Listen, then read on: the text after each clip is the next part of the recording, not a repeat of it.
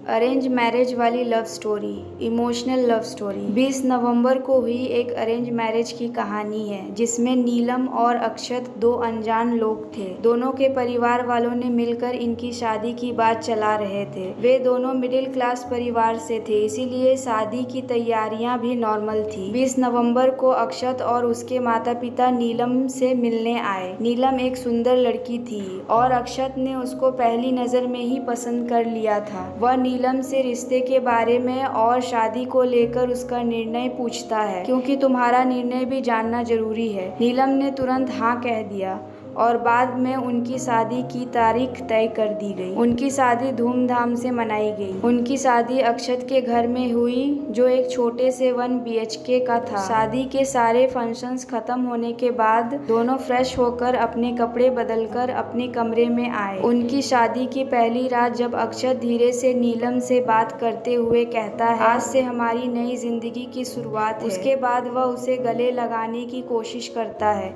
लेकिन नीलम चिल्लाकर कहती है, तुम मुझे जरा भी पसंद नहीं हो और मैं तुमसे प्यार भी नहीं करती, इसीलिए मेरी तरफ से तुम कोई उम्मीद मत रखना। अक्षत नीलम की बातों से हैरान हो गया, लेकिन उसने हिम्मत जुटाई और नीलम से पूछा, नीलम अगर ऐसा ही है तो तुमने मुझसे शादी क्यों की? मैंने तुम्हारे साथ कोई जबरदस्ती नहीं की थी। मैंने पूछा भी था तुमसे, तो फिर क्यों नहीं बताया मुझे? नीलम ने जवाब दिया, मुझसे कुछ मत पूछो।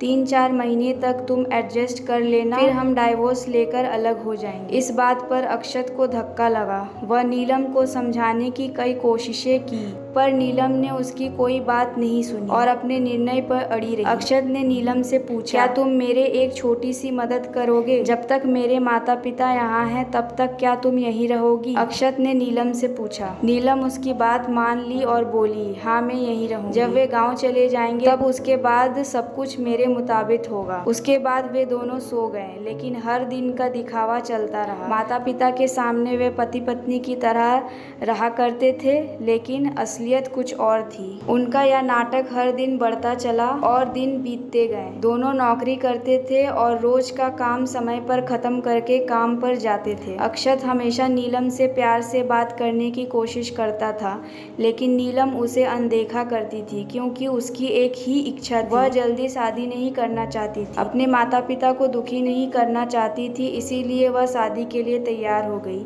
हालांकि शादी के बाद भी वह फिर से अकेले रहने का विचार करने लगी, क्योंकि वह अपनी जिंदगी को किसी के साथ शेयर नहीं करना चाहती थी। उसके दिन बीतते जा रहे थे और अक्षत केवल उसको अपनी पत्नी के रूप में देखने का प्रयास कर रहा था, पर नीलम कभी भी उसे पति के रूप में मानने का नाम नहीं लेती थी। एक दिन फर्श पर पानी गिरा हुआ था। नीलम का पैर अचानक फिसल गया और उसके पैर में फ्रैक्चर हो गया। तुरंत अक्षत ने उसे डॉक्टर के पास लेकर गए और डॉक्टर ने आराम करने की सलाह दी। कहते हैं कि पैर पर जरा सा भी जोर नहीं देना और उसकी देखभाल की जरूरत है। फिर क्या, अक्षत ने बहुत देखभाल से नीलम के पैर का ख्याल रखना शुरू किया। रोज वह उसके पैरों की मालिश करते थे, क्योंकि उसके पैर का फ्रैक्चर सही से ठीक नहीं हो रहा था। घर के काम और खाने की जिम्मेदारी अक्षत पर आ गई थी, लेकिन उसे यह सब करने की पहले से ही आदत थी, इस वजह से उसको कोई परेशानी नहीं हुई। अक्षत हर दिन खाना खुद बनाता और नीलम के लिए नाश्ता और खाना तैयार करता था। उसके माता पिता भी उसकी मदद करते थे। रोज काम पर जाने से पहले वह नीलम के लिए खाना तैयार करके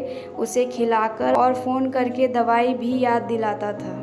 काम पर से लौटने के बाद अक्षत हमेशा नीलम के पैरों की मालिश करते थे और उसकी चलने में मदद करते थे। उसके लिए कोई भी काम मन से करने का इरादा था, लेकिन नीलम कभी भी अक्षत को प्यार से नहीं बुलाती थी। उसका मन अक्षत को स्वीकारने के लिए तैयार ही नहीं था। एक दिन नीलम को देखने के लिए उसकी सहेली घर पर आई। उनकी बातचीत जारी थी, तब वहाँ अक्षत ने दोनों के लिए नाश्ता तैयार किया। फिर उसने नीलम से कहा, मैं थोड़ी देर के लिए मार्केट जा रहा हूँ, क्या तुम्हें कुछ चाहिए? नीलम ने उत्तर दिया, नहीं अभी कुछ नहीं चाहिए, तुम जाकर आओ। नीलम की सहेली ने देखा कि अक्षत को ऐसे नाश्ता लाते हुए, तो वह चौंक गई। उसने नीलम से पूछा, नीलम क्या घर के काम सब तुम्हारे पति ही करते हैं? नीलम ने उत्तर दिया, हाँ वही देखते हैं। मेरे पैर के फ्रैक्चर के बाद से। नीलम की सहेली ने नीलम से कहा, तुम बहुत खुशनसीब हो कि तुम्हें इतना प्यार करने वाला पति मिला है। नीलम हैरान होकर अपनी सहेली से पूछती है, इसमें खुशनसीब होने जैसा कौन सी बात है। सहेली ने बताया कि मेरे पति तो मेरे बारे में कभी नहीं पूछते। वो नहीं देखते कि मैंने खाना खाया कि नहीं, और मेरे पति ने कभी भी मुझको चाय तक नहीं पिलाई। मुझे भी चाहिए था कि मेरे पति मेरा ख्याल रखे, ज़्यादा नहीं, बस प्यार भरे 2 शब्द ही बोल देते तो मेरे लिए उतना ही बहुत होता। लेकिन मुझे हमेशा निराशा ही मिलती थी। बहुत मन को तकलीफ होती है यार। नीलम को यह सब सुनकर अक्षत का प्यार उसकी आंखों के सामने आने लगा और नीलम के मन में भी अक्षत के प्रति प्यार जगा। अब वह उस पर बहुत विश्वास करने लगी। लेकिन अक्षत के मन में एक ही डर था कि अगर माँ पापा गांव चले जाएंगे तो उसका डिवोर्स हो जाएगा। नीलम मुझे छोड़कर चली जाएगी और डिवोर्स के कारण समाज में उसकी इज्जत भी कम हो जाएगी। माँ पापा अक्षत से कहते हैं कि वे गांव जाना चाहते हैं और वह थोड़े दिन वहीं रुककर खेती वगैरह करके वापस आएंगे। अक्षत बेहद परेशान थे क्योंकि वह नीलम को जाने नहीं देना चाहते थे और माता पिता को अपने डिवोर्स के बारे में भी बताना मुश्किल था। उसके मन में यह सवाल था कि नीलम से यह सब कैसे पूछे और उसके साथ कैसे इस बारे में बात करे। इस सोच विचार में वे इतने परेशान हो गए कि हर बार सो जाते थे। सुबह जब वे उठे तो उसने देखा कि नीलम जल्दी में थी और वो अपनी नौकरी पर जाने के लिए तैयार हो रही थी। नीलम बोली कि अक्षत मैं टिफिन तैयार कर दी हूँ, कपड़ों को भी इस्त्री कर दी और नाश्ता भी तैयार करके रख दिया है। उसने अक्षत से कहा कि आज जल्दी वापस आ जाएं। यह सब सुनकर अक्षत के मन में एक सवाल उठा कि जिसने आज तक एक गिलास पानी तक नहीं दिया, आज वह इतने सब कुछ कैसे कर रही है। अक्षत बहुत अशांत महसूस कर रहे थे क्योंकि उन्हें आज डिवोर्स के बारे में नीलम से बात करनी थी। शाम को वे घर वापस आए और नीलम ने सब काम करके तैयार होकर बैठी थी। जब अक्षत घर आए, नीलम ने उन्हें चाय पिलाया।